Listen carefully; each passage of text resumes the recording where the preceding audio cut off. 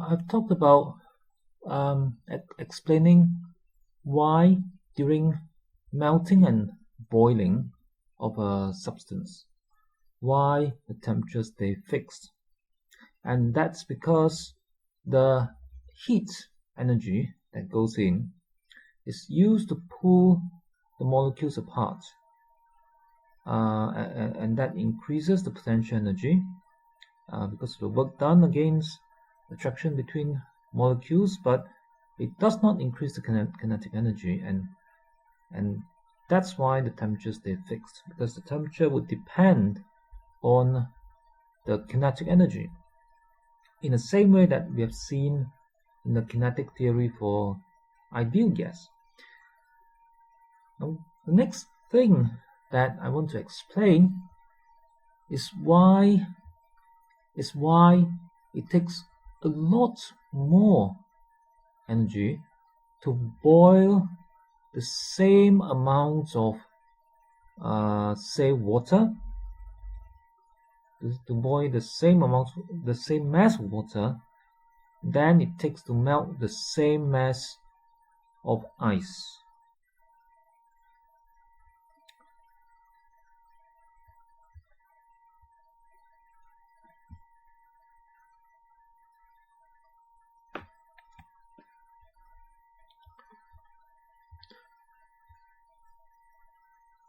To start,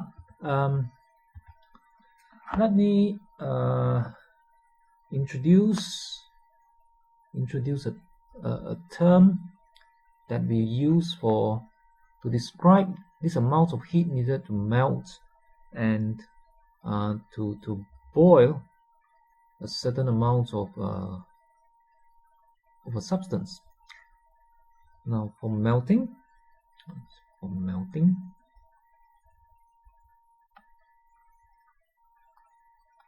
there is this there is this term called latent heat. And latent heat of fusion. Latent heat of fusion. Now, this word, this phrase means latent heat of fusion is the heat needed to melt the solid. Okay, and the other term that I want to explain is latent heat of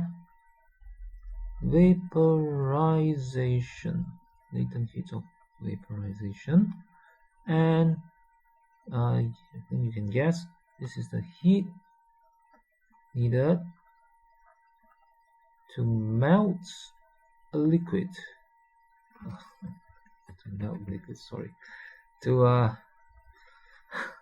To vaporize a liquid.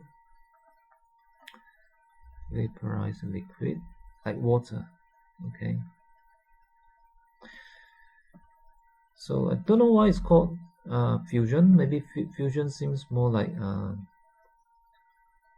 maybe solidifying. Okay, so never mind. Heat needed to melt a solid is fusion, and let's see. There is another word that goes with this. It is called the specific. Another phrase that goes with it is called the specific latent heat of fusion. Okay, and what this means is it is the heat needed to melt a solid. It is the heat needed to melt unit mass of a solid. A unit mass of a solid. So that's basically what the word specific here refers to. It refers to a unit mass. Now, unit mass can be any mass. It just means that you want to specify the mass. So it can be 1 gram, it can be 1 kilogram, right? So if you know how much heat it takes to melt, say 1 gram of water, that number is called specific heat. Or 1 kilogram of water, you can also call that specific heat, as long as you specify what your unit is. And likewise, if I add the word specific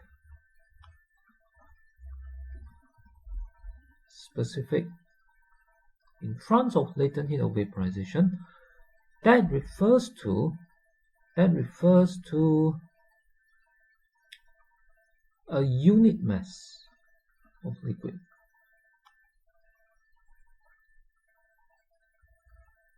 Refers to a unit mass of liquid. Okay, so there are these two terms here. Right. Now,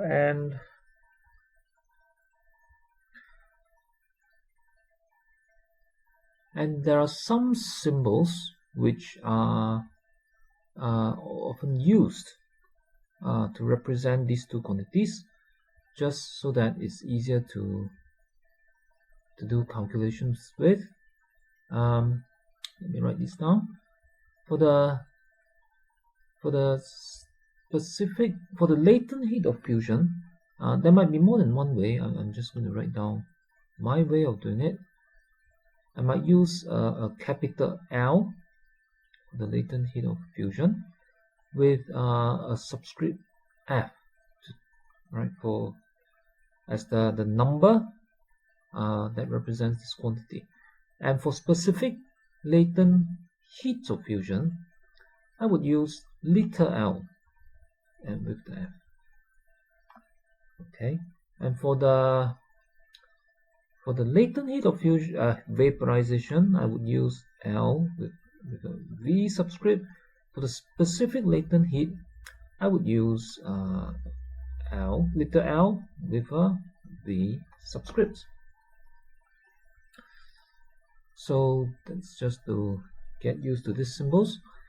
And okay, so now so I would, if I want to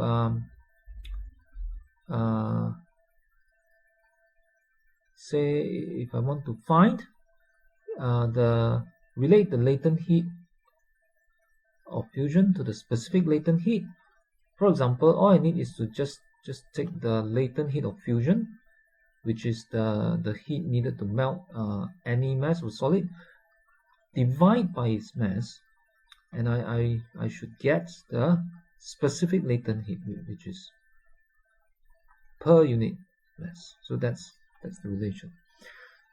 Okay, so with these ideas, with this term defined, latent heat of fusion and vaporization, let me write down again the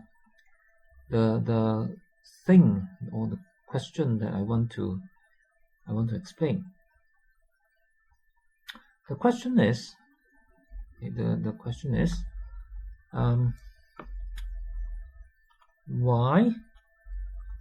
why is, okay, I'm going to make use of these terms here. Why is the latent heat of vaporization, why is this much larger than the latent heat of fusion? Okay, so that's my more physics way, if like, the more physics way of saying why it takes a lot more heat to boil something than to melt something. Okay, So let me try and explain this now.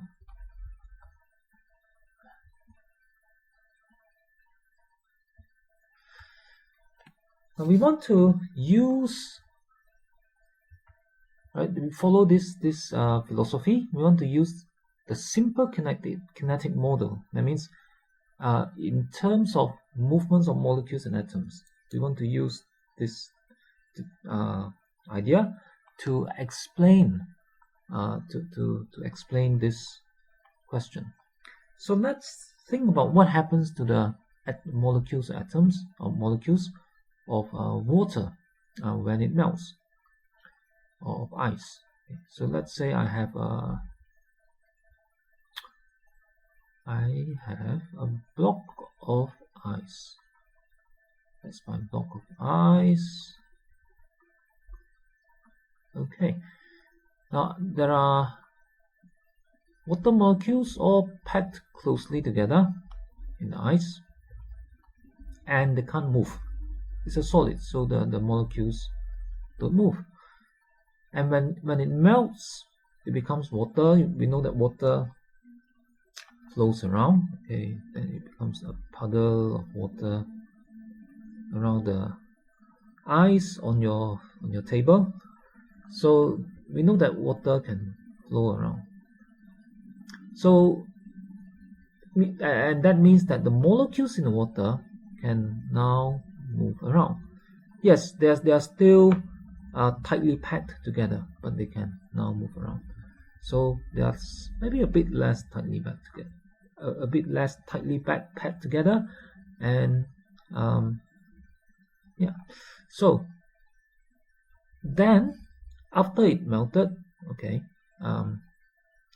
if I imagine putting this into a bucket or a pot, right? I'll put this water into a pot, and I put a fire. I put a fire under it. Fire or electric cooker, all right, and heat it, and then it starts boiling. And steam starts coming out. So steam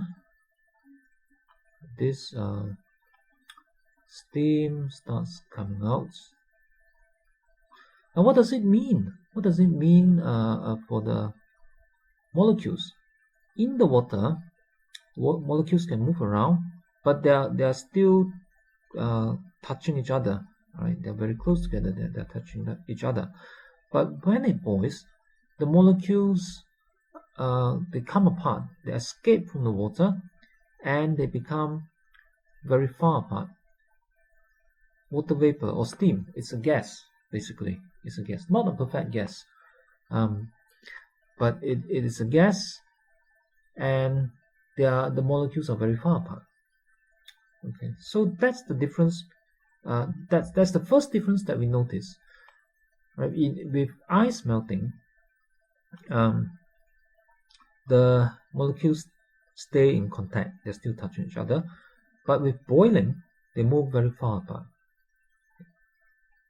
So it is in this difference that we can maybe find the first idea for an explanation. Okay, let me maybe magnify the molecules. Let's say that's a molecule. That's a molecule of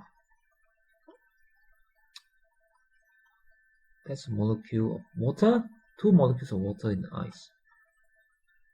Now, they will attract each other. This molecule will attract that molecule will attract this molecule, because there are lots of electrical charges from the protons and electrons, and that gives electric forces that attract each other. So that there is this attraction. They're pulling at each other. Okay, so, and there are lots of other molecules around, all in close contact. Okay, lots of molecules around. So when it is ice, the water molecules cannot move around. They can vibrate on the spot a bit, and that's from whatever little heat energy it has, but it cannot move to another place. Okay, the attraction between them keeps them in place, and there is not enough kinetic energy to move away because the temperature is low. As you put in heat, the ice starts melting. What happens is that as you put in heat, that allows the ice, the molecules to vibrate a bit more, so that it gains a bit more kinetic energy from the heat. Right? Now, when it receives enough energy, this kinetic energy can be used to do work against the attraction between molecules. Okay, it's like when you lift up a stone from the ground, you are doing work against the Earth's gravity. So your work, or when you throw a stone up from the ground, right, you give a stone some kinetic energy, you throw it up from the ground, the stone will slow down because its kinetic energy is converted to potential energy. So when you heat the ice, you give it some kinetic energy that allows it to move away. Now as it moves away, the kinetic energy will decrease and it becomes converted to potential energy. Okay, that's why it can move further apart. Now, but as soon as it moves a bit further, it comes into attraction from the neighboring water molecules. So those neighboring water molecules would now, that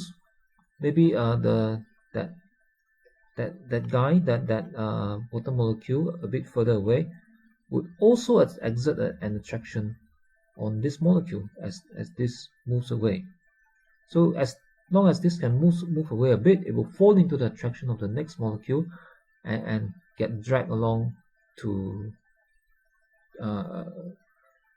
another place.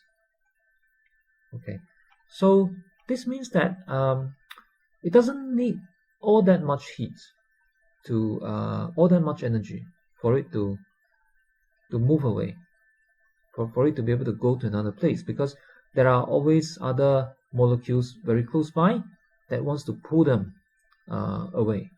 So it's helped, if you like, by attraction from the neighbors. So all you need is give it some heat and therefore some kinetic energy to allow it to work against the attraction between the immediate neighbors, and the further away neighbors would help to pull it away. Now this is in contrast. All right, this is, if you compare it with the case of boiling, there's a difference. When the water changes into steam, right, there has to be enough. You need to give the water molecules enough kinetic energy to do work against the attraction from the neighbors, so that they can come apart completely. All right, when two molecules touching each other, they have to come apart completely, and that there are no immediate neighbors that can help to pull it away, unlike the case of the molecules in water, because in steam they're all very far apart, so other molecules would have very little attraction on a water molecule. So you really need to give it enough, give each molecule enough energy for it to overcome the attraction from its neighbors completely. So, and that is why you need a lot more energy.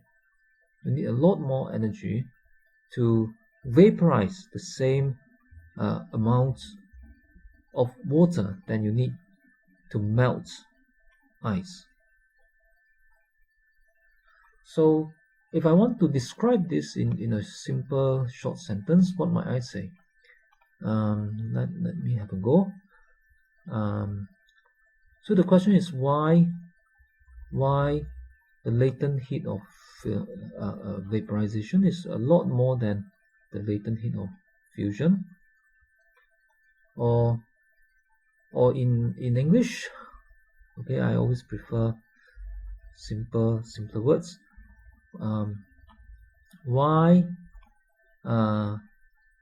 it takes more heat to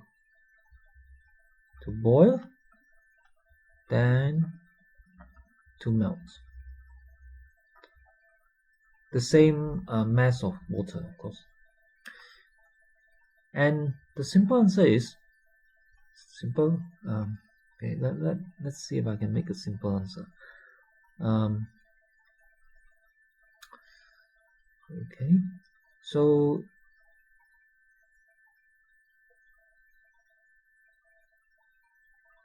to melt,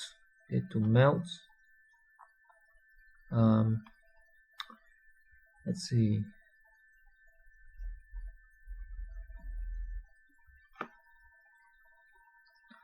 You need energy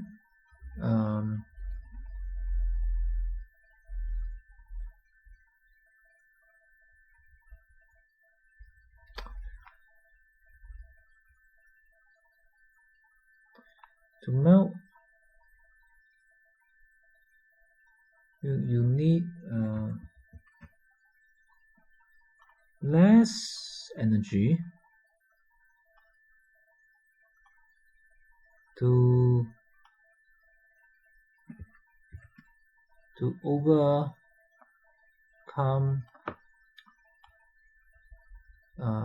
attraction.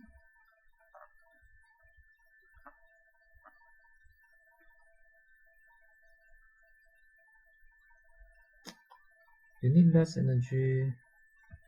Let's see. You need less energy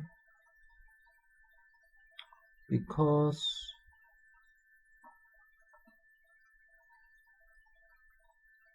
there is attraction,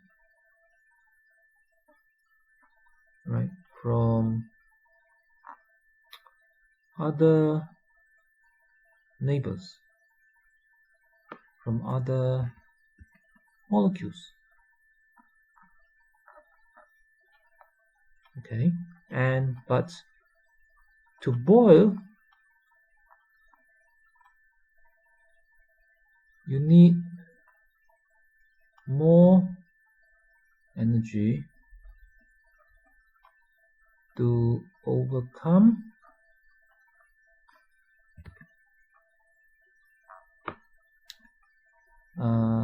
the attraction completely.